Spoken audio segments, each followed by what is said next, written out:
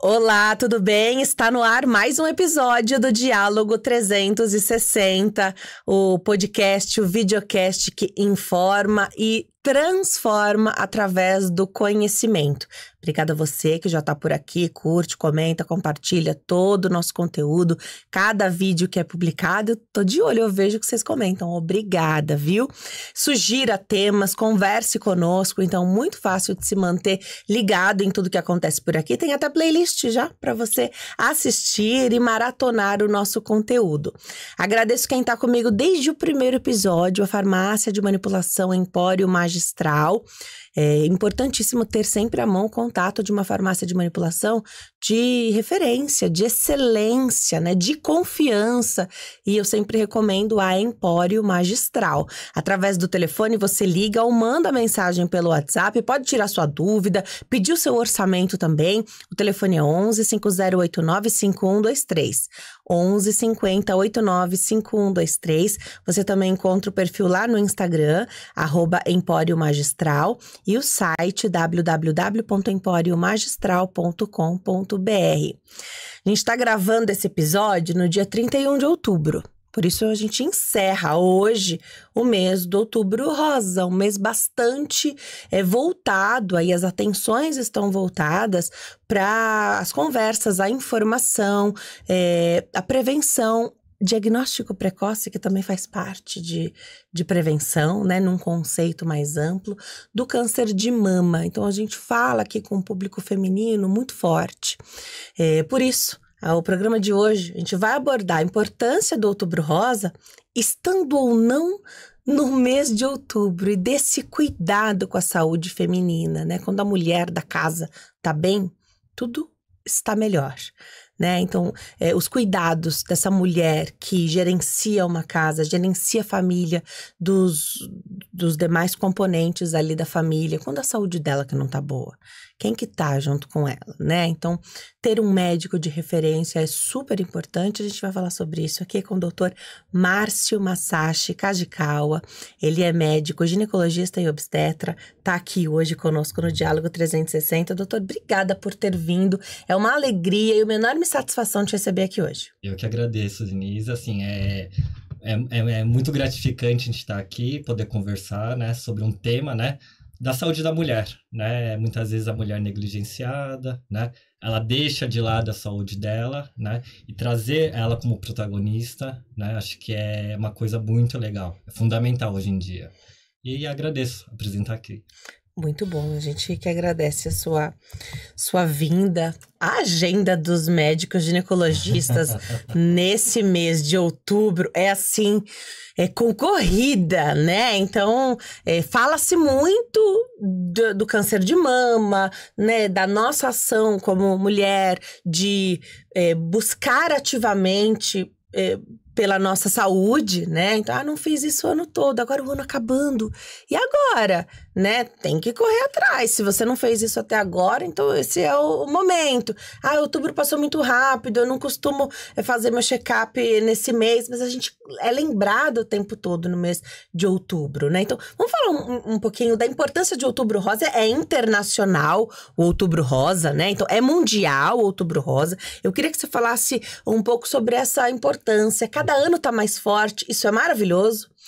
E a cada ano também, infelizmente, a gente tem o diagnóstico de câncer de mama em mulheres cada vez mais jovens, o que chama muito a atenção, né? Verdade. É interessante essa questão do Outubro Rosa, né? Porque hoje em dia, todo mês tem um mês para alguma doença, né? Alguma situação. Só que acho que Outubro Rosa é o clássico que a gente fala, né? Acho que talvez seja um dos primeiros, né? Que ganhou tanta importância.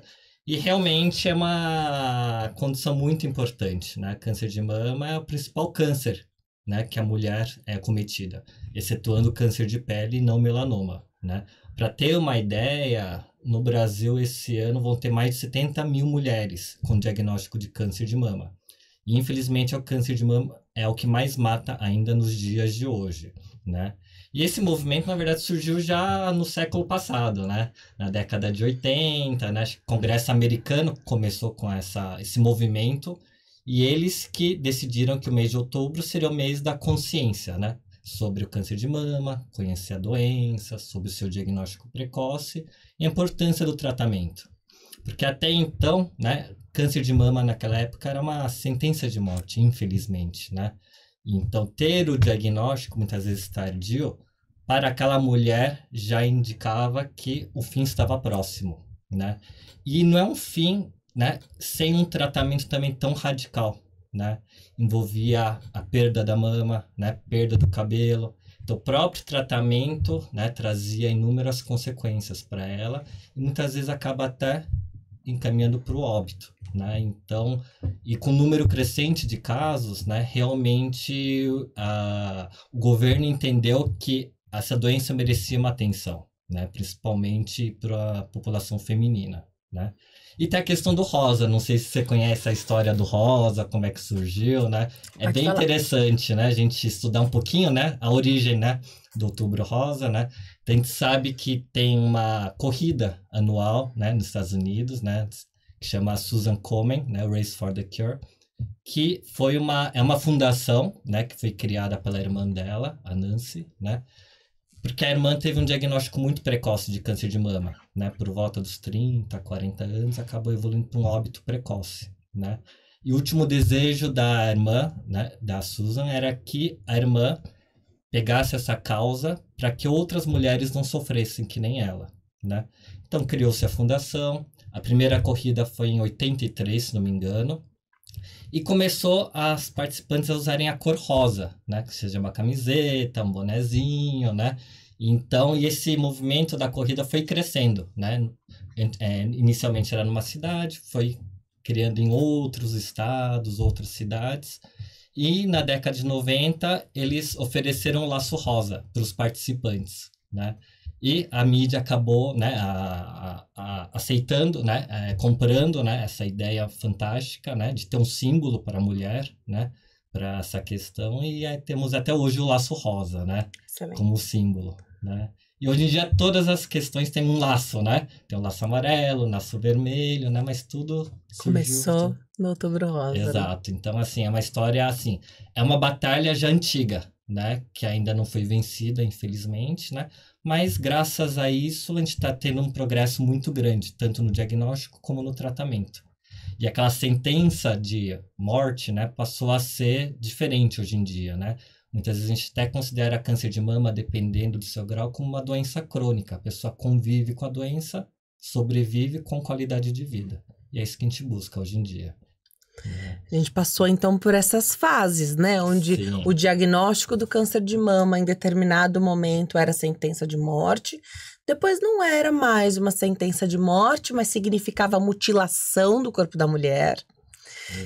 E hoje, em que você pode fazer a reconstrução da mama bilateral, então mesmo na mama que não foi afetada pela doença, no mesmo ato cirúrgico, Sim. quando há possibilidade, né? Então tem questões médicas, mas assim, pela legislação, o que está garantido para as pacientes é que pode, né? Deve fazer. Se o médico liberar, faz no mesmo momento ali. Então, Sim. não significa mais mutilação, né? E isso tem um impacto muito grande na vida da mulher, né? Se olhar no espelho, né? Ver uma parte do corpo, né? A ausência da parte do corpo. Talvez a mama traz a feminilidade, né? Mais do que qualquer parte do corpo. E o cabelo também, né? Então, acho que pega bem essas duas questões, né? E essa possibilidade de um tratamento mais conservador, altamente eficaz, né? Tratamentos medicamentosos também eficazes, com menos efeitos colaterais. Tudo isso acho que tem trazido uma esperança para essas mulheres. A chave de tudo é o diagnóstico precoce. Com certeza. A gente só consegue fazer diagnóstico precoce através de uma atenção muito grande à saúde. E principalmente porque fala-se muito do autoexame, mas queria que você falasse sobre o autoexame. Porque assim, se você se conhece muito, talvez uma mínima... um carocinho ali que você percebeu já vai chamar sua atenção. Se você é ligada, conectada, você vai ao médico assim rapidamente e de repente você tem um diagnóstico que pode ser ali sem mais precoce. Mas até a gente, imagina, As mamas são diferentes, né? E qual é o seu conhecimento sobre elas, né? Até a gente conseguir no autoexame identificar alguma coisinha que vai chamar a nossa atenção, às vezes você não vai fazendo aquele ciclo, a procura pelo seu médico, você vai esperar o próximo mês para ver se continua lá, né? Queria que você falasse sobre isso e sobre os exames, então, né? De quanto em quanto tempo, a partir de que idade as mulheres devem fazer mamografia e tendo em vista que hoje a gente faz diagnóstico de câncer de mama em mulheres que na literatura não tem indicação de fazerem mamografia, a gente está fazendo diagnóstico através de que exame? Perfeito. Então, falar sobre o autoexame, né? Autoexame é uma coisa que foi muito difundida, né? Inclusive, na minha formação, a gente orientava as pacientes a realizar todo mês, principalmente depois da menstruação, o autoexame. Então, a gente ensinava, tinha uma técnica específica para isso e realmente ela teve sua validade, principalmente quando não tinha acesso à mamografia, né, que é o que a gente vai comentar daqui a pouco, né? Então, o autoexame era muitas vezes o único método para fazer um diagnóstico de câncer de mama. Só que, infelizmente, no estágio avançado, né? O que a gente observa, os trabalhos mostraram que o autoexame, infelizmente, não reduziu a mortalidade, justamente por conta disso. E também trouxe outros problemas que você já comentou, né? Tem as pacientes que são um pouco mais ansiosas, então qualquer alteração que ela observa, ela vai, imagina que esteja com câncer. Aí vai procurar o médico. Aí a gente examina, tranquiliza, fala que não é nada. Aí no mês seguinte ela sente uma outra alteração, aí ela vai novamente para o médico. Isso gera uma ansiedade, né? E tem o outro lado da moeda. Tem pacientes que se autoexaminam, vê que não tem nenhuma alteração, e elas simplesmente falam, não tenho nada, não preciso fazer mamografia, estou super tranquila. Então, ela pode gerar uma ansiedade grande ou também um diagnóstico atrasado, né? Então, hoje em dia, a gente não indica como método de rastreamento. Por outro lado, acho que a mulher precisa conhecer o corpo. Na verdade, a gente precisa, o homem também. O homem precisa examinar o testículo para ver se tem alguma nodulação. A mulher também tem que examinar as mamas para saber o que é o normal dela, né? Às vezes eu indico as pacientes, por exemplo, a se examinarem antes de ir para o ginecologista na consulta. Ela examina, o ginecologista examina, fala, ó, essa é uma mama normal, né? E é importante também a gente explicar quais são as alterações que são preocupantes, tá? Por quê? Porque uma mamografia normal não quer dizer que ela está isenta de um câncer até o próximo exame. E nesse meio tempo ela pode desenvolver. Se ela souber algum sinal, sintoma na mama dela, ela vai procurar de uma forma mais objetiva o médico, né? Em busca de um diagnóstico. Tem até um trabalho que fizeram e perguntaram para as mulheres espontaneamente: você sabe algum sinal de câncer de mama ou que possa trazer preocupação? E só 20% sabiam algum sintoma mais específico, né? Então, o médico também precisa explicar. É importante saber se tem um nódulo mais endurecido, mais fixo, isso nos preocupa, né? Saiu uma secreção unilateral, espontânea do mamilo, principalmente se for sanguinolenta, uma corzinha mais de água, preocupa mais. Retração do mamilo, então mamilo, se ela é evertida e de repente ela entra, é uma situação que preocupa. A mudança da coloração da pele, um sintoma mais inflamatório, uma vermelhidão. Então, é importante o papel do médico explicar também o que ela pode ou não encontrar que possa trazer uma preocupação, né? Então, assim, é importante ela conhecer a mama, né? Mas não deixar de fazer os exames, que na verdade a gente sabe que a mamografia hoje é o único exame que é indicado para rastreamento, para detecção precoce do câncer de mama, né? Recomendado uma vez ao ano? Aí tem as polêmicas. Legal. Né? Não existe um consenso. É engraçado isso. Não existe consenso nem fora do país e no próprio país nosso, o Brasil, tem duas vertentes, né? Tem a do INCA, do Ministério da Saúde, e tem das sociedades médicas, tá? Em relação ao INCA, ele orienta a realizar mamografia a partir dos 50 anos de idade até 69 anos, tá? A cada 2 anos. Tá? Já as sociedades médicas, sociedade de mastologia, radiologia, ginecologia, obstetrícia, orienta a realizar a partir de 40 anos até 74 anos, anual. Tá? Então, e por que tem essa disparidade? Por conta da disponibilidade de mamógrafo, que infelizmente também não é homogêneo ao longo do nosso país. Infelizmente, os mamógrafos eles ficam concentrados em grandes centros, então a gente sabe que tem estados, né, principalmente mais para o interior, que a população não tem tanto acesso ao exame. Então, o único mamógrafo engloba muita gente. E para essa população, todo mundo ser beneficiada, esse rastreamento um pouquinho mais alargado talvez seja interessante, pensando em aspectos mais populacionais, pensando em casos de mamografia alterada, que necessita uma biópsia, mas também teria que ter um centro para fazer biópsia, então tem toda uma logística em torno disso, né? E tem países que seguem essa mesma linha do INCA. Temos o Canadá, né? A Inglaterra, que é até trianual, né? A gente imagina que eles até façam mais exames, né? Mas eles até deixam mais tempo entre uma mamografia e outra. Porque justamente são programas populacionais do Estado. Mas o que nós, ginecologistas, mastologistas, orientamos paciente que é considerado de risco habitual, ou seja, não é alto risco, inicia aos 40 anos. Anual, até 74 anos. A partir disso, se a pessoa tem uma expectativa de vida boa, ela tem uma saúde boa, vamos manter o rastreamento. Se ela tem alguma condição de saúde que, infelizmente, a sobrevida dela não seja longa, talvez realizar o rastreamento para essa paciente não traga tanto benefício. Tá? Então, é mais ou menos essa forma que a gente trabalha. Eu sempre falo que no mundo ideal, você tem um médico para chamar de seu. E quando a gente fala da saúde feminina, esse médico é o ginecologista, né? Então, e o que é mandatório, na minha opinião? O que o seu ginecologista disse. Se você fez um exame num ano, né?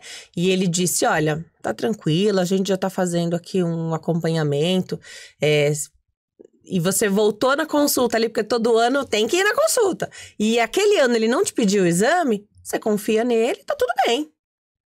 A gente segue o que o nosso médico conhece, a nossa história, a nossa família. Acontece que isso não é o mais comum. No mundo real, as pessoas nem têm um médico para chamar de delas, né?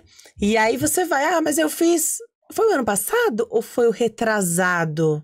A gente também acaba se perdendo no calendário muitas vezes, né? Então, é importante fazer o acompanhamento. Em outubro, a gente fala do câncer de mama, mas... olha, que seja só um lembrete, porque a gente também tem que fazer os exames para saber se tá tudo bem. O Papa Nicolau a gente tem que fazer também, né? E outros exames de sangue. Tudo isso é pensado numa consulta. O Outubro Rosa, ele é muito voltado ao câncer de mama e tem muitos porquês. Mas já que a gente tá falando da saúde de uma pessoa, de uma mulher, então já vamos ver o restante. Vamos ver o todo. É isso, né? É isso mesmo. A gente brinca que o ginecologista é o clínico da mulher, né? Então, muitas queixas não ginecológicas também vêm primeiro para nós, né? Não é raro a paciente vem sem nenhuma queixa ginecológica, ela vem com uma outra queixa, inclusive para pedir a opinião, para ver como é que a gente pode agir, em que especialista procurar, quais exames pedir, né? E é o que a gente fala, né? A pessoa não é mama, não é só coração, não é só estômago, é um ser completo. Então, ver a saúde de forma global é fundamental. A questão do Outubro Rosa é interessante para lembrar da necessidade do exame, mas acho que é a oportunidade que ela tem para fazer prevenção de outras condições. Legal. Isso é muito legal, que a gente tem essa oportunidade. Dá para dizer que a gente sempre teve câncer de mama em mulheres antes de 40 anos, ou pelos nossos hábitos de vida, ou de repente também pelos hábitos de vida e pela facilidade, né? Melhorou muito a forma diagnóstica e o acesso, o acompanhamento em saúde. A gente tá tendo mais diagnóstico ou sempre teve e a gente que não fazia diagnóstico? Aumentou. Infelizmente, aumentou. Os trabalhos mostram que teve a população talvez que tenha mais aumentado a incidência de câncer de mama são os abaixo de 50 anos. E a gente tem visto muito casos abaixo de 40, esporádicos, né? Então, às vezes é o primeiro caso na família, né? O que assusta muito, né? Porque a gente sabe que apenas 10 a 20% dos casos de câncer são hereditários, que é passado por algum gene, né? Seja pela mãe, seja pelo pai, né? E nesses casos, a tendência é que o câncer seja diagnosticado mais precocemente. Mas a gente tem visto muitos casos isolados, né? Existem várias explicações para isso, né? Seja melhora no diagnóstico, talvez fosse um tumor que só se manifestaria mais para frente, mas por ter feito algum exame diagnosticou um pouco antes do período que ela se manifestaria. Mas acho que o que a gente vê mais é essa questão da mudança do estilo de vida. Todos os fatores de risco que a gente tem visto associados ao câncer de mama, muitas adequam no estilo de vida da nossa população, desse mundo moderno, infelizmente. Então, tem desde questões menstruais, reprodutivos, né? Então, as meninas estão menstruando cada vez mais cedo, as mulheres estão menstruando cada vez, terminando a menstruação mais tarde, a gente chama menopausa mais tardia. Então, quanto mais tempo ela está exposta a estrogênio, maior risco dela desenvolver o câncer de mama. Elas estão postergando a maternidade, né? Então, a maternidade depois dos 30, 35 anos, infelizmente, é um fator de risco para câncer de mama. E ao contrário, quando é mais cedo, protege um pouco a mulher, é isso, né? Exato. E tem a questão do aleitamento, que também protege, né? Cada 2 anos que você tem aleitamento, diminui o risco em 10%. Mas só antes de uma determinada idade. Exato. Eles acreditam que o aleitamento ajuda também a limpar aquelas células que podem estar alterando, né? Então, numa idade mais precoce, quando é realizado o aleitamento, ela é mais protetor, né? E tem os hábitos de vida, acho que isso é universal, né? Tem a questão do sedentarismo, né? Do ganho de peso, né? A inatividade física, a alimentação inadequada, o alcoolismo, não precisa nem ser um alcoolismo doença, né? Ingestas pequenas, doses diárias já aumenta o risco de câncer de mama, tem a questão do tabagismo também, estresse, questões de sono, né? Então, todos esses fatores, infelizmente, aumentam um pouquinho o risco de câncer de mama. E se uma pessoa tem todos esses fatores, com certeza o risco vai ser muito maior, infelizmente. Então, acho que essas questões de estilo de vida são fundamentais e, aliás, a gente tem que agir sobre elas para prevenir, que é o nosso papel como médico. Você falou de casos aí sendo esporádicos, né? É o primeiro caso e em mulheres muito jovens. Quando você já tem um caso familiar, então, o que você considera, até que grau de parentesco, que é algo que vai impactar nesse histórico familiar, nessa questão genética? E tendo um histórico familiar positivo, a partir de quando, então, que eu preciso começar a fazer a mamografia, por exemplo, né? Você falou da idade ali para começar, mas se já tem um caso importante na família, deveria começar mais cedo? Perfeito. Deveria, né? Então, a gente precisa estratificar, calcular um risco, né? Dessa pessoa ter um câncer que poderia estar associado a questões familiares, né? Questões hereditárias. Então, ter um caso de câncer de mama em homens, aliás, homens também têm câncer de mama, né? 1% dos casos de câncer de mama são em homens. Então, ter um caso de câncer de mama masculino na família já merece uma atenção, principalmente se for de primeiro grau. Tá? Se tem uma mãe, né, uma parente de primeiro grau com câncer de mama bilateral, né, também é uma situação que nos chama a atenção. Tá? Câncer de ovário está mais associado a uma questão hereditária do que câncer de mama. Então, ter um caso de câncer de ovário, principalmente abaixo de 50 anos, a gente precisa investigar essa questão hereditária. Né? E ter mais de 2 casos de primeiro grau, principalmente se o câncer acontece de forma precoce. Abaixo de 50 anos, é uma situação que nos chama a atenção também. Ou se tem algum parente que já sabe que tem uma alteração, uma mutação genética, né? E a gente tem modelos para calcular esse risco individual, né? Então, hoje, o que a gente tem até observado? Se começa a pipocar alguns casos na família, seria interessante a gente inserir ela nesses modelos de cálculo de risco para avaliar o risco, se ela continua sendo baixa, né? Ou já é considerado um risco alto.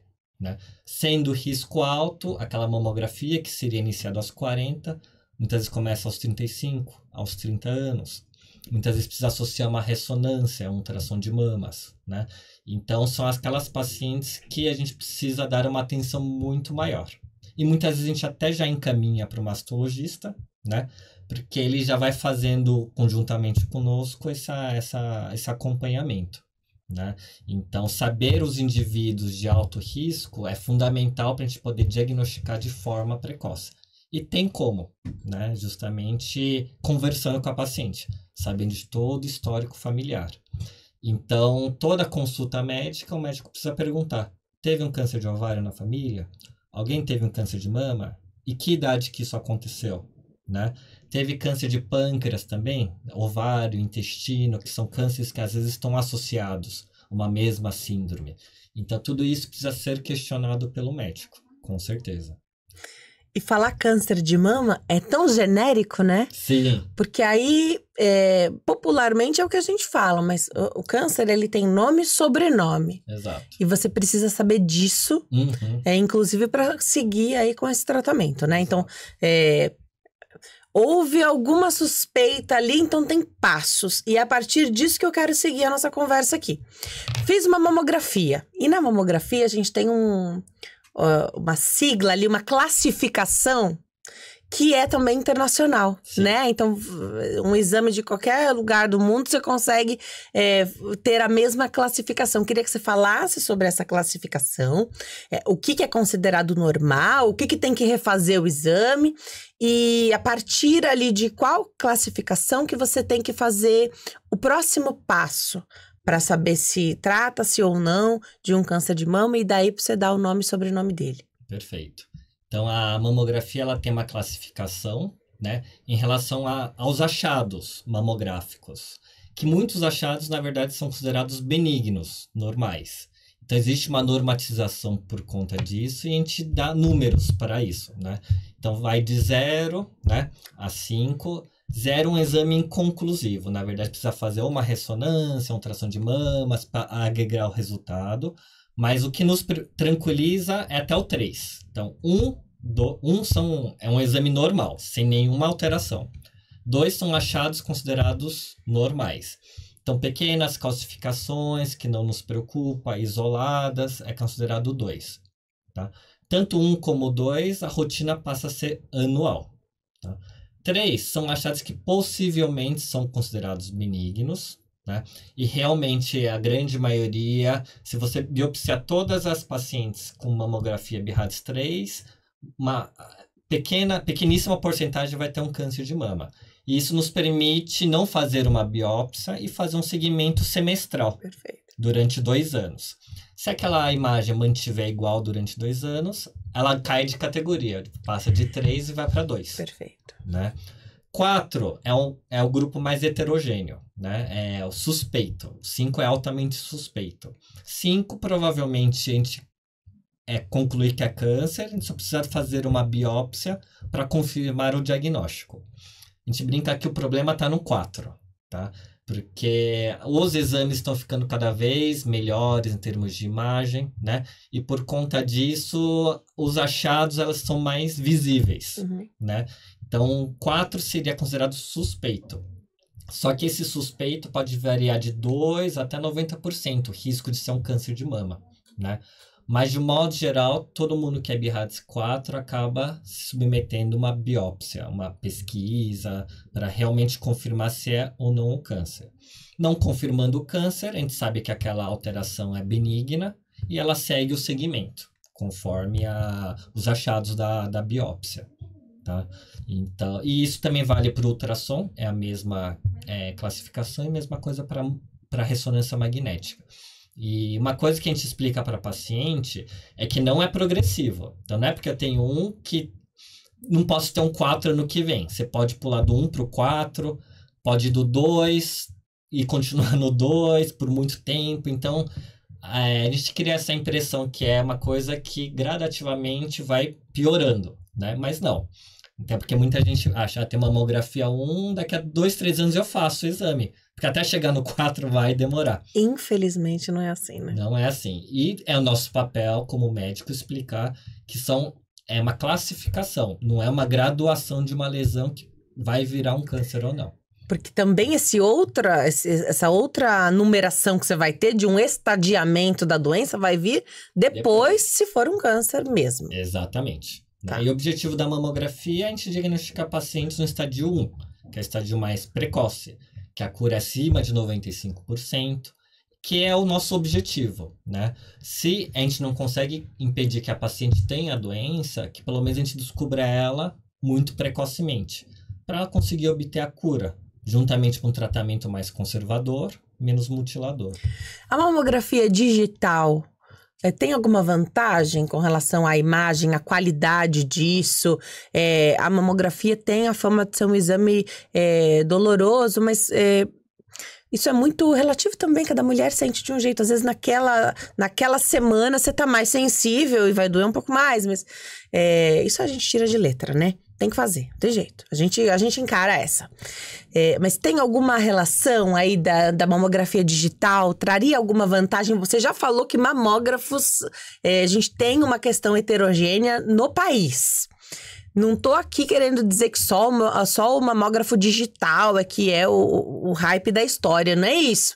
Mas eu quero saber se ele traz alguma vantagem para quem tem a possibilidade, ou de repente, é possível conseguir na justiça, de repente, essa questão da mamografia digital, né? Quando se tem o diagnóstico de câncer. Sim.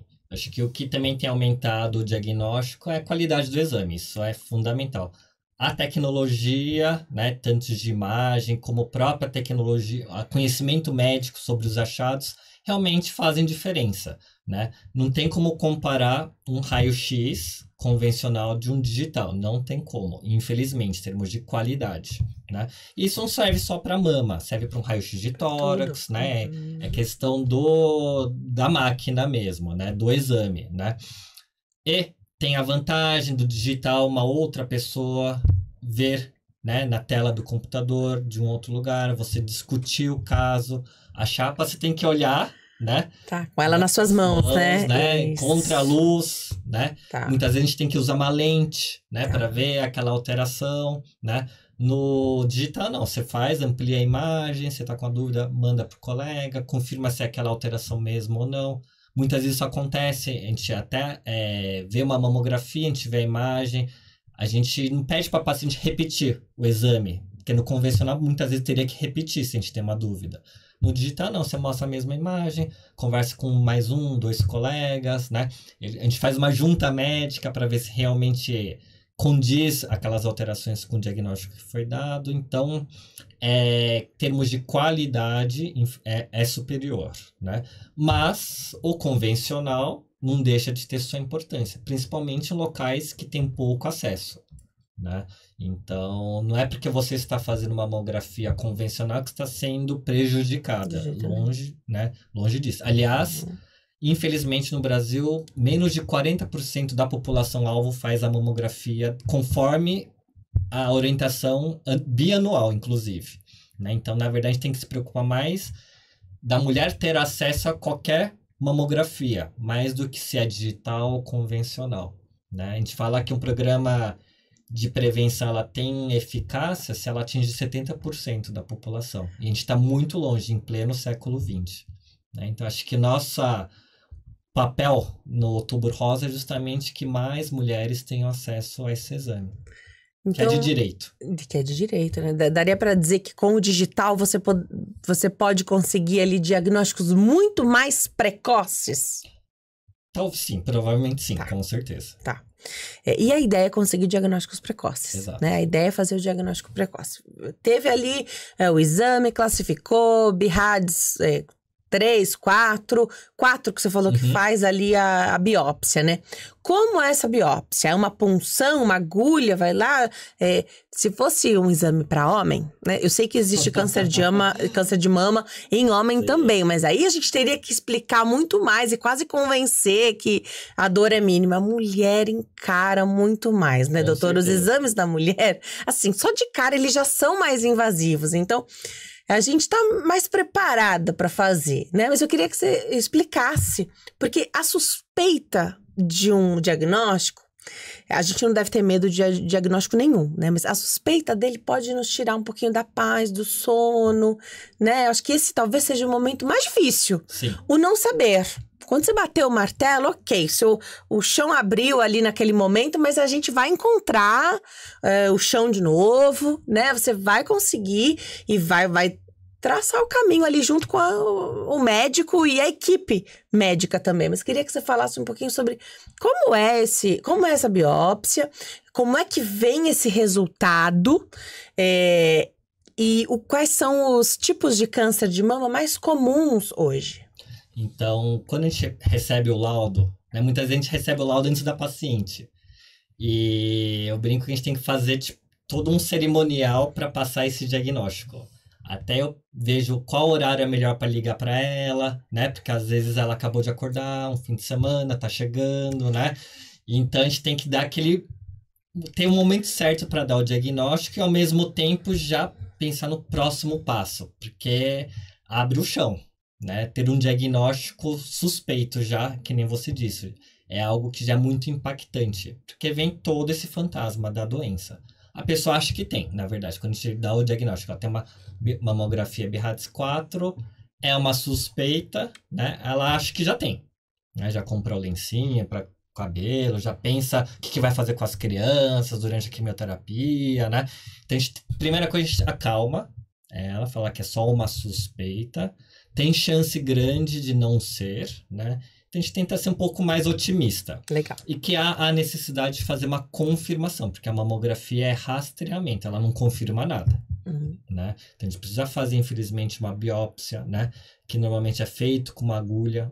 Hoje em dia, a gente tem exame com agulha grossa, né? Então, tem um anestésico, né? Tem um maquinário que é próprio para isso. Muitas vezes, tem que ter ultrassom junto para acompanhar o mamógrafo, né? Precisa enfaixar a mama por um dia, porque pode formar uma cicatriz, um roxo, né? Um hematoma, né? Então, o exame em si também é bem estressante, tá? Talvez até mais do que uma mamografia. E pior ainda é esperar o resultado da biópsia, né? A gente sabe que um serviço privado sai uma semana, né? Infelizmente, os serviços públicos demoram um mês, né? E aquele mês de tormento, né? A pessoa não dorme, né? E quando você dá o diagnóstico que não é nada, aí... Pronto. Exato, né? Ela agradece, né? Mas é o que a gente tem que falar, é uma suspeita para justamente ela não ter toda essa carga emocional por conta disso. Mas realmente é feita uma biópsia, agulhado, com anestesia local, né?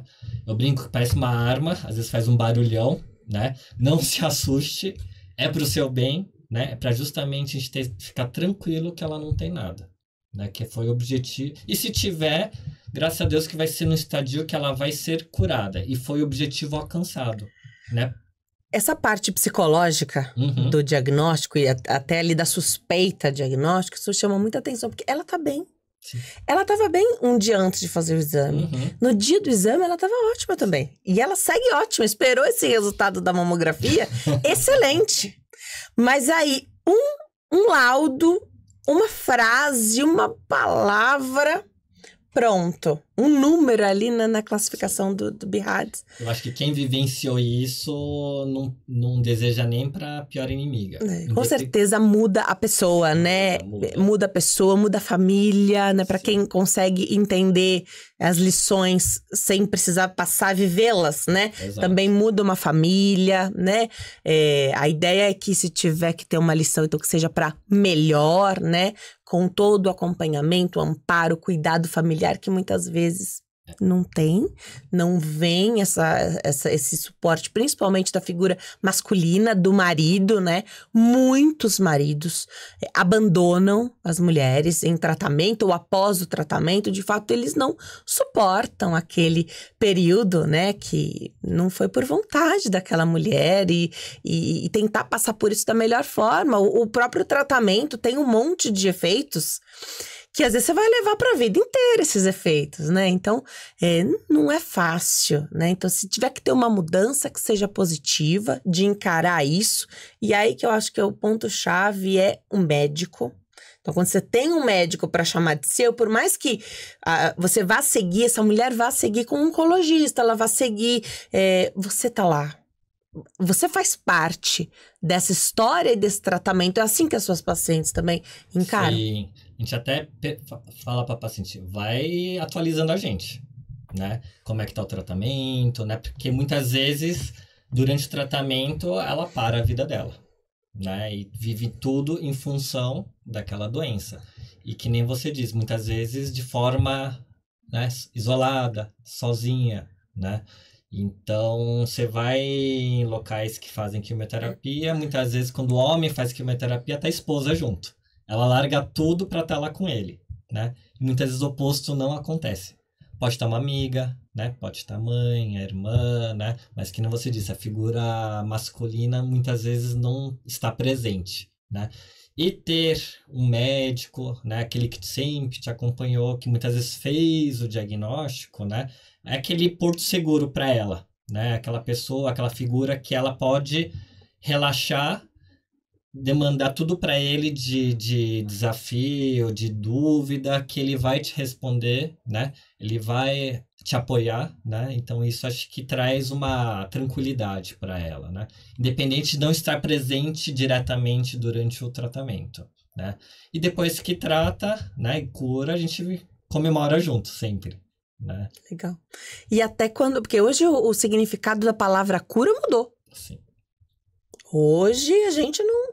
Bom, a gente tá vivendo cada vez mais. A gente não espera não ter nada até o fim da vida. A gente tem e a gente vai levando. Vai aqui, ó, vamos fazendo um manejo das situações, né? E se a gente pensar, né? Hipertensão, não tem cura. Pensar no diabetes, né? Você vai lidar com isso a vida inteira. A própria obesidade, uma situação que você precisa pensar a longo prazo, vida toda.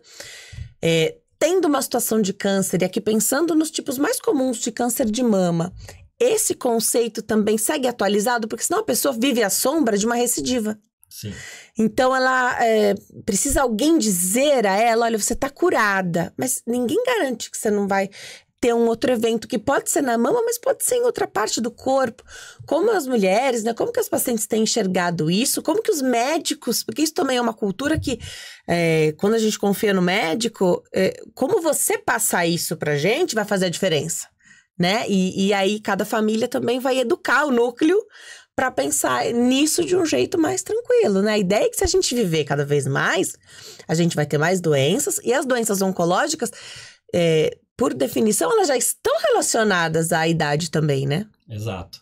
E uma coisa, a pessoa tem um diagnóstico aos 80, né? Tudo vai ser diferente. Tratamento, expectativa, tudo, Isso. né? E outra coisa, ter aos 35, né? Constituir família, ter uma criança pequena em casa, né? Ela pretende ver netos, né? E a gente, na verdade, a gente precisa fazer com que isso aconteça, né? E mesmo para a questão do câncer, tem os próprios fatores de risco que geram câncer, se tratados, diminui recidência, aparecimento de novos tumores, né? Doenças crônicas que são mais comuns em pacientes com câncer de mama, como infarto, né? Eventos cardiovasculares. Então, a gente tem que estimular ela a fazer atividade física, que é comprovado, que diminui incidência, diminui mortalidade, né? Combate ao peso, né? Combate questões alimentares, né? A vida não acabou, né? Na verdade, a gente tá continuando. É uma batalha, né? Que a gente vai vencer, mas ao mesmo tempo ela continuar, né? Na vitória, a gente precisa fazer também a nossa parte, né? E muitas vezes que a gente observa, o paciente tem um tumor, então ela desencana muitas vezes. Fala, não vou mais fazer atividade física, vou comer o que eu quero, porque eu mereço, não sei quantos anos eu tenho pela frente, né? E muitas vezes nisso aumenta o risco dela ter realmente uma nova doença, né? Então, assim, enfatizar para ela que muitas vezes é uma doença que cura, mas se não curar é crônica, ela vai conviver como se fosse qualquer outra doença. Graças a Deus existem medicações que fazem isso, pode não obter a cura, mas ela vive por muitos e muitos anos. Controlada. O próprio HIV é um exemplo disso. Perfeito. Né? Perfeito. Então, são pessoas que vivem bem, né? Então, estimula a atividade física, estimula a dormir melhor, manejar o estresse, né? Não vamos ficar bebendo todo dia, só socialmente, né? Se não parou de fumar, já chegou o momento, e isso... Passou da hora. Passou da hora. Então, isso precisa ser ainda enfatizado para elas, com certeza. E aí, tudo isso junto traz ganhos muito maiores. Sim. Né? A pessoa vai estar bem, vai fazer o acompanhamento. Antigamente, eu não sei se hoje ainda usa falar naqueles 5 anos, como se fosse um número mágico. Não é só para câncer de mama, não. Para a maioria dos tipos de câncer, né? Há 5 anos. Então, como se fosse uma corrida ali. Que se você aguentasse, se em 5 anos você não teve uma recidiva, então, ufa! Né? Só que 5 anos também é muito tempo. Né? Então, você vai ficar preocupado 5 anos até bater essa meta. Eu sei que tem alguns remédios para as mulheres que precisam, né? Ou para as pessoas em geral que precisam fazer uso de remédios ali a longo prazo. Às vezes esse é um tempo, né? Vai tomar por 3, depois 5, 6 anos. Ainda tem esse número mágico. Isso é algo que é perguntado em consulta. Assim, depois que o tsunami passou, né? Isso é perguntado? Eu acho, isso ainda é usado, né?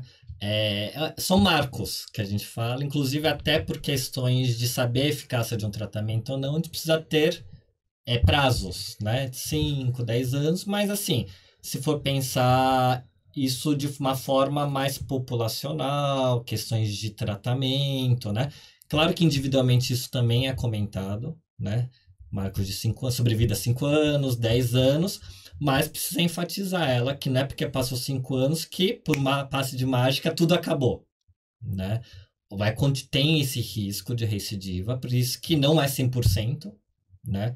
Tem pacientes que, infelizmente, depois de 10, 15 anos, já tinha até esquecido da doença, né? De repente, sente uma dor na coluna, viu uma metástase. Aí volta todo aquele fantasma. Mas a gente não tinha feito exame, que naquele momento não tinha metástase. Bom, não existe 100% na medicina. Não tem como explicar isso, né? Exato. E, na verdade, a gente precisa... Porque a gente se apega a qualquer coisa quando tem a doença, né? Então, se o marco é 5 anos, a gente vai também pegar aquilo como 5 anos. E se a gente sobreviver aos 5 anos, a gente vai acreditar que nada mais vai acontecer, né? É papel do médico explicar que a chance cada vez de uma recidiva vai ser cada vez menor, né? Depois de 5 anos livre de doença. 10 anos, então, menos ainda, mas não quer dizer que tem uma pequena célula lá que vai fazer com que ela volte. Ou, na verdade, um novo tumor, muitas vezes, né? Porque muitas vezes o paciente esquece, né? Que tem um intestino, né? Que tem um estômago, podem surgir outras doenças. Então, questões preventivas devem ser mantidas, independente de ter tido uma doença. A gente nem escolhe doença que a gente quer, senão a gente nem escolheria, né? Infelizmente, tem pessoas que têm câncer de mama, depois evoluem para o câncer de intestino, depois tem uma doença cardiovascular, né? Então, nosso objetivo é explicar tudo isso e atrás de medidas preventivas, sempre. Acho que a chave de tudo isso é prevenção. Não tem como. Os tratamentos são diferentes. Para cada pessoa, a idade, a fase da vida e também o tipo do câncer, né? A gente fala hoje... Em que tipos que você diria, assim, que são mais comuns? Inclusive, quando você falou, né, como é que essa mulher percebe ali algo diferente, tem até, acredito que não seja um tipo só, mas talvez uma classe ali do câncer de mama, que afete, assim, à primeira vista, a pele da mama, né? Então, você vai buscar o dermatologista, né? Pode ser um creme que você passou, ali que tá uma pele em escamação, né? Queria que você falasse os tipos mais comuns hoje que se tem diagnóstico. E eu não gosto muito desse conceito do que é mais grave, o que não é, porque você pode ter um que historicamente ali é muito tranquilinho, mas num estadiamento mais avançado não vai te dar uma tranquilidade tão grande, vai ser um tratamento difícil também. Mas são os de cunho genético que são mais difíceis, né? Explica um pouquinho pra gente. Antigamente a gente achava que câncer de mama era 1, 2 alterações histológicas, né, na resultado da biópsia, mas de uma forma geral todo mundo era tratado da mesma forma, né, cirurgia, a mesma quimioterapia, radioterapia e seguia. Acho que com o avanço dos exames de diagnóstico, a gente consegue dar nome, sobrenome, parentesco, RG, CPF, endereço, de sabe cada tudo. criança. E isso é muito interessante, porque você faz um tratamento específico para cada tipo de câncer, né? A gente fala que câncer de mama, hoje em dia, é um pool de doença, é uma doença heterogênea, não é um único câncer de mama. São vários cânceres de mama, né? O tipo histológico mais comum é o ductal, né? A gente sempre procura se tem ou não presença de receptor hormonal presente ou não, né? A gente sabe que o triplo negativo, que a gente fala é receptor negativo para estrogênio, progesterona, elas são um pouco mais agressivas, que acometem a população mais jovem, né? Então, essa merece um tratamento mais específico, muitas vezes não responde ao tratamento hormonal, né?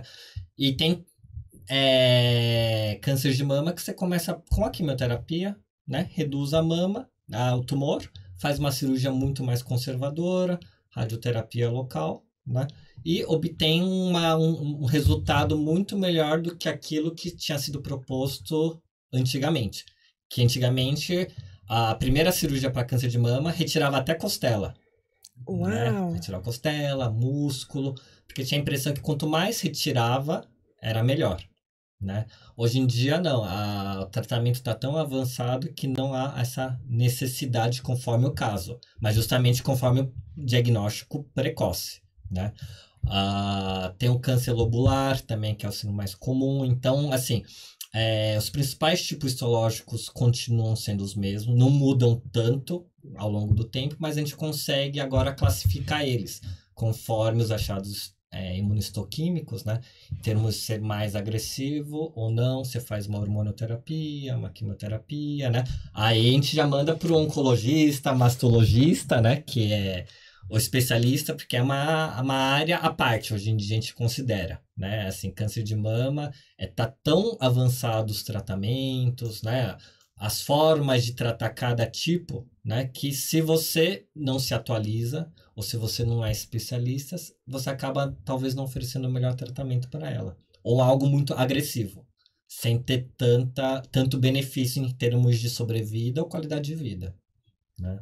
Então, isso é interessante hoje em dia. Por hoje as mulheres terem filho mais tarde, né? Então a gente tem aí uma questão de idade muito relacionada à maternidade, né? Já deixa para engravidar mais tarde. Então, de repente, você vai estar de frente com esse problema. Claro, você é muito jovem, porque hoje você chamar uma pessoa de 60 anos de idoso já é um pecado, né? Porque a pessoa tá ótima, mas pensar aqui nessa idade, até de 40, 50 anos, os filhos são pequenos ainda. Como é que você enxerga isso nas suas pacientes, assim, uma força, porque filho dá força pra gente desde o dia 1 ali da concepção, né? Enxergar isso como força, olha, não pode dar errado, porque eu tenho um filho pra criar. Como como que as mulheres ressignificam, né? Porque às vezes a gente fica esperando o melhor momento pra fazer uma viagem. Uhum. O melhor momento, não, quando tudo tiver, tá tudo bem. Nunca vai estar tudo bem. Escolha o momento e faça, né? Às vezes é uma situação como essa, que não precisa ser você passando, mas entender quando pessoas próximas passam, que te fazem ressignificar. Olha, eu não vou esperar, não. Eu vou fazer agora que o cenário aqui tá bom nesse momento, eu vou fazer. A gente não tem certeza sobre o amanhã, né? Sobre o daqui um minuto, a gente não tem certeza. É isso mesmo. Quanto mais a gente atende mulher, né? Mais a gente vê vários tipos de cenário e a gente vê que todas têm em comum a força, né? Se tem filho ou não, né? Se é casada ou não, né? Perfeito. A mulher tem uma força que acho que o homem nunca vai entender. Eu, como homem, posso dizer isso tranquilamente, casado com 2 filhas. É isso, Então, sua casa é cheia de força. Então, a gente não imagina de onde vem, né? Particularmente, minha mãe teve câncer de mama, né? 2 vezes, né? E acho que vivenciei isso muito perto, né? E já éramos grandes, tudo mais, né? Talvez essa questão da maternidade não teria... Porque todo mundo formado, já tinha sua vida, né? Uhum. Mas, mesmo assim, tem uma força que a gente não sabe como, que faz com que essa questão de vou vencer é muito maior, né? Vou enfrentar, vou vencer, sair por cima, ainda vou sair melhor do que antes, né? Isso acho que é inato da mulher. Acho que, claro, quanto menor a criança, né? A dependência dos filhos, exato, né? Assim, isso não tem como, né? Se apega muito a isso, né? Mas, claro que as mulheres têm suas fragilidades, como qualquer ser humano, né? É necessário um acompanhamento multiprofissional, não tem como nessas horas, né? Psicólogo é importante. Ela se apoiar, criar rede de apoio, às vezes não tem em casa, mas consegue com os profissionais, consegue com outras pessoas que tiveram a mesma situação que ela, né? Mas a mulher procura, né? É incrível, né? Muito mais fácil do que o homem. Sim. A mulher procura, né? Porque a equipe tá ali, na verdade. Exato. É só você, olha, doutor, você me recomenda uma profissional, aí um profissional para eu passar, para cuidar da saúde mental nessa, né? Já cuidar disso, fazer um preventivo. Uhum. Ou se ela já tem, porque já faz uma terapia, então você vai mudar ali a questão e vai passar junto com o profissional. Nutrição está muito relacionada, pode estar relacionada à questão da fisioterapia também, Perfeito. né? Porque toda cirurgia que você faz, você precisa fazer ali uma reabilitação, né? Mas é muito importante, assim, acho que quando a gente pensa num câncer de mama, a gente pensa na questão de cirúrgica, né? Que antigamente te deixava uma sequela muito grande, estética, hoje não mais. A questão dos cabelos também, cada vez mais. Então, quando a gente passa por outubro, que as mulheres que passaram pelo câncer de mama vão falando, elas tornam isso assim tão secundário, essa questão do cabelo, muitas vezes, né? Na hora eu não sabia como ia lidar, mas resolvi eu mesma raspar. Sim. Pra eu ser dona da situação. Eu mesma, ou outras, não, eu decidi que ia caindo mesmo, não fiz nenhuma intervenção, e aí o cabelo foi como ele queria ir me deixando, né? E isso vai, na verdade, cada mulher vai passar por uma situação diferente, né? E o acolhimento médico, ele também transforma, né? Porque ao longo da sua vida, da sua carreira, você também transformou o seu jeito ali de... Cada vez que você acompanha uma paciente, também você muda, né? Exato. Porque muitas vezes, principalmente no início da nossa formação, a gente busca muito doença, preciso tratar, preciso resolver. Mas, é que a gente falou, é um ser completo, né? Precisa ver desde a parte psicológica, social, familiar, né? No meio que ela está inserido, questões físicas, questões, no meu caso, extra-ginecológicas. Perfeito. Né? E vocês fazem, o ginecologista faz isso com maestria, né? Ginecologista é o médico que a gente procura para qualquer coisa. Qualquer coisa. Às vezes é uma questão com o seu marido e você marca uma consulta para ir lá conversar, porque é médico, é a sua figura de referência em saúde, é o ginecologista, né? Isso é muito legal. Quando a gente fala hoje de um diagnóstico mais precoce, de o acometimento, diagnóstico em mulheres mais jovens, a gente está falando de mulheres aqui que de repente fizeram um exame pré-operatório para colocação de silicone e tiveram um baque, um susto. Ou depois da maternidade, ou porque a gravidade tá aí e as mamas caem mesmo, o tempo passou e você decidiu fazer uma cirurgia, os médicos hoje eles pedem. Acho que nenhum médico hoje perde a oportunidade de pedir alguns exames para checar se tá mesmo tudo bem, ter a garantia ali de fazer aquela cirurgia. E às vezes é aí.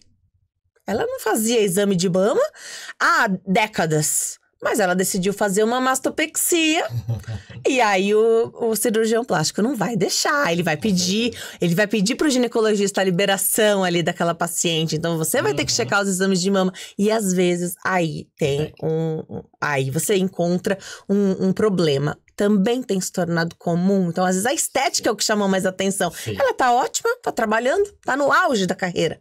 Ela não se deu conta, porque hoje a gente tem 40, 50 anos e a gente tá muito jovem. Ninguém nem disse que a gente tem a idade que a gente tem. Exato, é isso mesmo, acontece bastante. Ou se a melhor amiga dela teve, aquilo traz tanto impacto para ela que ela vai atrás, tá. Né? Então, se a gente conversar muito com a paciente, sempre vai ter algo que possa ter levado a isso, né? Então, assim... muitas vezes não é à toa, assim, não é azar, às vezes ela ter tido aquele tumor, pode ter sido, mas sempre existe algum fator. Tá. Muitas vezes a gente tem que conversar para ver se realmente não tinha já um histórico familiar que foi negligenciado, né? Se já não tinha pode ter tido uma leucemia, um linfoma, ela fez o tratamento, ela nem lembra como é que é o tratamento, mas fez uma radiação torácica, isso aumenta o risco de câncer de mama, mas para ela bateu, às vezes não tem mais a mãe para contar que ela fez, porque não quis contar, né? Mas enfim, ou ela tem essas questões, está acima do peso, sempre esteve acima, ela tem um trabalho noturno que faz com que mude padrão de sono dela, então assim, a gente vai buscar alguma coisa sempre. Tanto é que a orientação, por conta desse medo do aumento do risco dos casos de câncer de mama abaixo dos 40, que a gente tem orientado? Não é fazer mamografia em todo mundo. Claro que se fizer, vai encontrar alguém, né? Mas a custa de muitos exames falsos positivos, então mais mulheres vão fazer biópsia sem necessidade. O exame abaixo dos 40 anos não é uma mamografia de qualidade, porque a mulher tem muita glândula. Então, assim, o custo-benefício de fazer o exame não tem, né? Mas, ao mesmo tempo, a gente tem que falar para a paciente, se você não melhorar seu estilo de vida, pode ser que aumente esse risco. E aquilo que você teria aos 50, 60, pode ser que você tenha aos 35, 40. Né? A gente não comentou a questão de anticoncepcional, que é que também pode ser importante, né? Também, né? O risco de câncer de mama pelo anticoncepcional, os estudos mostram que existe, mas é muito pouco a ponto de não contraindicar. Tá. Mas se você tem uma mãe, uma prima que teve câncer de mama, talvez não seja um método hormonal ideal para ela. Talvez a mama dela seja uma mama que seja mais sensível a questões de anticoncepcional e desenvolver um tumor. E tem outras formas de anticoncepção. Exato. Então, por isso que a figura do ginecologista é importantíssima. E quanto mais informação a gente levar para você, mais você consegue nos ajudar nessa questão. E quando a gente passa para uma idade mais avançada, entrar na menopausa, e hoje está muito em alta falar de reposição hormonal. Sim, sim. A reposição hormonal ela pode aumentar também, à medida que você usa o hormônio, mas é um aumento também considerado muito pequeno. Tá? A gente não contraindica, né? Aliás, se tiver indicação, a gente indica, é o contrário. Porque a gente sabe que a mulher que está na menopausa, ela morre mais de infarto e derrame do que o câncer de mama. Né? Então a gente não pode esquecer e achar que a mulher é uma mama só. A gente tem que ver ela globalmente. Então, uma mulher que está na menopausa, ela tem indicação, precisa de uma reposição hormonal, não tem contraindicação, ela merece fazer. Na dose certa, com acompanhamento, e isso, de repente, vai te colocar para fazer exames com mais frequência. Isso. Faça. A chave tá aí, né? Exato. É isso que eu falo. Às vezes, quem faz reposição hormonal, ela é tão certinha que ela não vai deixar de fazer exame. A que não faz, que está na menopausa, relaxa muitas vezes. Fala, fiz, daqui a 2, 3 anos eu faço, né? Não tô sentindo nada mesmo. Minha mama murchou, né? Tá mais fácil de examinar, né? Antes tinha tanta glândula, doía. Agora não tem mais glândula, né? Eu sinto com ela com mais facilidade. Então, se encontrar alguma coisa, posso ir até no médico. E vai indo. Então, não é raro a gente encontrar paciente que fica 2, 3 anos sem vir no consultório, né? Por mais que a gente chame e fale, tá na hora de fazer o exame. Ela muitas vezes não vai, só vai depois de 1 ano, 2 anos, né? Mas a que faz a reposição hormonal é incrível. Tá lá. A gente vai a cada 6 meses para ver se pode manter não o hormônio e nesse meio tempo a gente faz a avaliação clínica. Então... Muito legal. Coisas que eu acho importante, né? Você falou, a gente já vai caminhar pro final, mas coisas que você falou que eu achei muito importantes. Antigamente as pessoas nem falavam que tinham esse histórico de câncer, porque é uma doença maligna, porque a doença não falavam, e você compromete a geração, né? Você compromete a próxima geração. Se você não fala, você tira a chance da pessoa ir buscar mais cedo, contar isso pro médico, né? Te colocar ali num grupo que às vezes vai precisar, não precisa fazer nada, só fazer exame com mais frequência, né? Ou começar um pouquinho mais cedo. E tirar esse estigma do câncer, né? Exato. Por isso que o Outubro Rosa, ele vem muito nesse sentido também. Tirar o estigma, porque as mulheres também que te passaram pelo câncer, elas falam sobre isso, elas estão tão bem. Esse é o esperado, é fazer o diagnóstico precoce para que elas continuem vivendo muito bem, muito melhor que antes. É isso mesmo. Antigamente surgiu por essa questão da sentença de morte, hoje em dia é o contrário, né? É conseguir viver mais, né? Você vai ter a doença, vamos diagnosticar muito no começo, e você vai ter uma qualidade de vida, vai viver bem, né? Ver com mais leveza essa questão, né? Acho que é muito importante, sem perder a seriedade, né, do assunto, né? Então, a gente vê o Outubro Rosa, muitas vezes, até como, não uma celebração, né? Mas é aquela oportunidade que a pessoa tem, né, de melhorar a sua saúde, né? Fazer os seus exames preventivos, prevenir que a doença apareça, melhorando seu estilo de vida, né? Aqui também no Brasil tem a corrida combate ao câncer de mama, participo todo ano também. Legal. E você vê que a corrida é fantástica. Você vê que são pessoas que estão em tratamento, ou se curaram, ou estão por alguma pessoa, né, que tem na família, mas você vê uma energia muito boa, né? E esse objetivo de tudo isso é que a paciente, né, a mulher, né, ela pode ser que passe pelo processo, mas vai ter sempre alguém ao lado dela. Seja no diagnóstico, seja no tratamento. Adorei, doutor. Eu adorei essa entrevista. A gente podia ficar aqui uma semana inteira falando sobre isso. É um tema que emociona, né? Ninguém quer ninguém quer ter esse diagnóstico, mas a gente não tem que ter medo dele, né? A gente tem que cuidar da nossa saúde, porque se a gente tá bem, a gente cuida melhor de quem depende da gente, né? Então, comecei falando que a mulher é o que deixa uma casa de pé. E às vezes ela fica sozinha depois. Ela fez a casa inteira ficar de pé, passou pelo tratamento, ficou sozinha. E ela se refaz. Ela refaz a vida dela. Então essa força traz uma coisa assim que é muito, muito forte. Eu vou deixar o contato do doutor aqui, eu tenho presente ainda pra você antes de você ir embora, tá? Vou deixar o contato do doutor lá no Instagram. Sigam ele, @drmarciomk, @drmarciomk, do jeitinho que tá escrito aqui na sua tela. Agradeço demais sua vinda aqui hoje, com a agenda lotada, você conseguiu vir aqui. Obrigada, viu, doutor? Imagina. Eu espero que com essa nossa conversa a gente consiga conscientizar as famílias, as mulheres e as pessoas, porque às vezes o programa foi direcionado à mulher, mas você cuida da sua mulher e você cuida de você também, viu? Se cuide aí. A gente tá passando agora por Novembro Azul, né? Então, a mesma mulher que passa hoje por um tratamento ali de câncer de mama é quem vai te ajudar a passar pela sua situação que a gente fala no Novembro Azul, né? Agradeço a sua vinda, volte sempre. E a nossa empresa, nossa parceira, a Farmácia de Manipulação Empório Magistral, presenteia com um mimo os nossos convidados aqui. Então, obrigada, Empório, por essa parceria. É um presente para lembrar aí do cuidado com a saúde, o compromisso com o bem-estar, né? Uma farmácia de manipulação que a gente recomenda porque sabe da história, da responsabilidade. Obrigada, Empório. Obrigada, doutor. Eu que agradeço. Oportunidade única, gostei muito. Obrigada. E estamos para a próxima. Obrigada, viu, doutor? Tem muito tema. Saúde da mulher, assim, a gente não para de buscar a melhoria da nossa qualidade de vida. A menopausa é um tema que merece a nossa atenção, porque também durante muito tempo, tô naquele momento difícil da vida.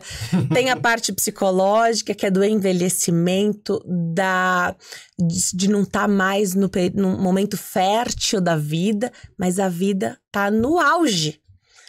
O nosso corpo não mudou, mas a nossa vida mudou tanto que é quase uma judiação o corpo não mudar junto, não acompanhar essa rotina mais moderna, né? Obrigada, viu, doutor? Volte sempre. Muito obrigado. Obrigada a você que escolhe ficar aqui coladinho conosco, que maratona nosso conteúdo, que foi impactado por essa entrevista. Me emocionei em vários momentos aqui e te convido a cuidar da sua saúde, porque vale muito a pena. Fica esse alerta. Esse é um tema atemporal. Eu tenho o maior orgulho de dizer que há 20 anos eu falo de saúde em geral. Tem os meses e as cores, a gente respeita, gosta, fala sobre eles, mas a gente fala sobre tudo o ano inteiro. Obrigada pela companhia. A vida é feita de diálogos e conexões e eu te vejo no próximo episódio. Tchau.